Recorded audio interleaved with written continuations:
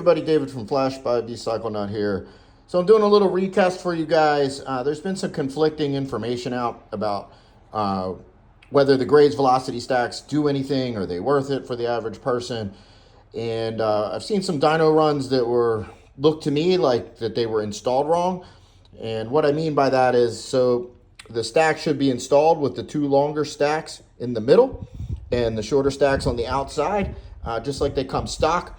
So I just did some runs, some pulls with it set up properly. I'm going to swap them around and do some runs, and we'll show you how different the curve looks. My numbers are a little down because I mounted that crazy ass heavy tire onto my race wheel because I didn't want to screw up my slick to do some testing.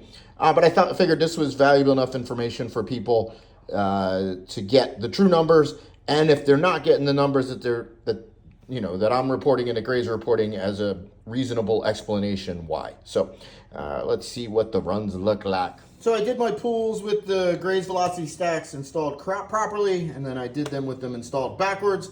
I'll show you that in a second. And now I'm going to do some pulls with the stock velocity stacks because that heavy ass tire is really throwing off my number. So I want to make sure that we can see the whole picture. So and as you can see, like I was saying, the stock stacks are longer in the middle, shorter on the outside. Really, really important.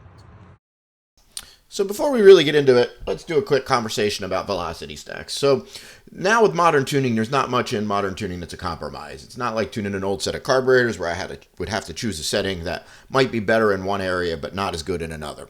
Modern tuning, just get to set it optimal everywhere. But velocity stack length is not like that. Velocity stack length is a compromise. And in general, the factory chooses one that works really well everywhere and not so much in the upper end, or not so much focused in the mid-range. So what I'm looking at on the ZX4 with the velocity stacks is I'm riding my bike with a full system at the racetrack. So I'm in the upper couple thousand of RPMs all the time. So if I can get an advantage in the upper 2,000, 2,500 RPMs, then for me, that works. If you have a stock exhaust where the bike doesn't rev out as far as with the full exhaust, or if you're just using the bike on the street, well, then you're probably not going to want a set of velocity stacks. So here's what the runs look like when we compare installed correctly versus installed wrong. And you can see when it's installed wrong, it doesn't get that as much peak horsepower. It's actually over 2 horsepower down, which is quite a bit on the ZX4. And we don't really, it's flat on the top, not what we're looking for. We're losing some power. So we definitely would not want to install these wrong, right? So let's take a look at what it looks like when we compare installed wrong with the stock stacks.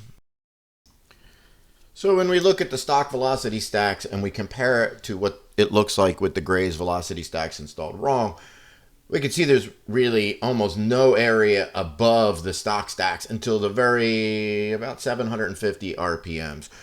So this is not a change that I would make. If this is what it ended up being like with the Graze velocity stacks, I would stick with the stock stacks. But let's take a look at what they look like when they're installed properly.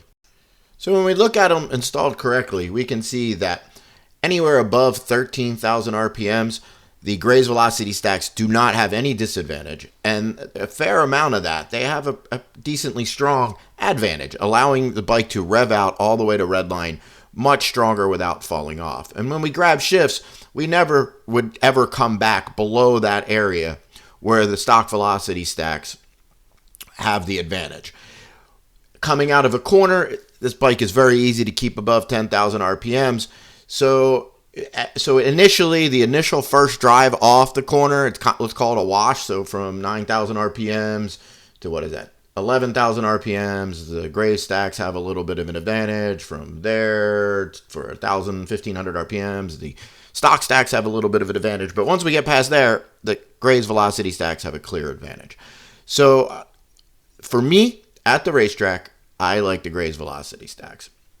Again, this may not be what works for you. If you have a stock exhaust or just a slip-on, I would not go with the Graze velocity stacks.